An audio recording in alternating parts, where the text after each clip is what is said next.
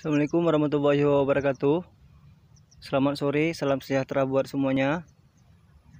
Kali ini saya berada di kawasan Aceh Besar, tepatnya di Kecamatan Selimum.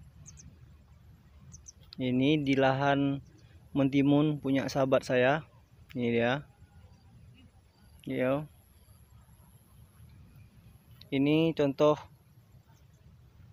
dari kerja eco farming. Ini kita lihat.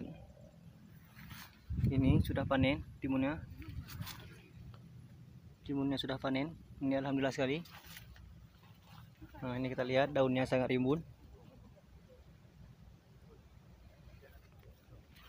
Ini alhamdulillah sekali.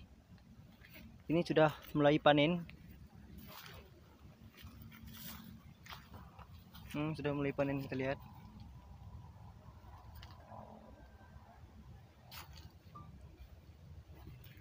Ini alhamdulillah sekali. Nah, ini baru 2 kali penyemprotan. Ini alhamdulillah.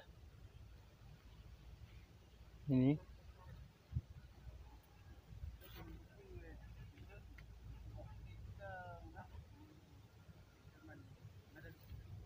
Oke sahabat semua, demikianlah tutorial video pada sore hari ini. Mudah-mudahan kita semua menjadi petani sukses. Salam sukses buat kita semua. Assalamualaikum warahmatullahi wabarakatuh.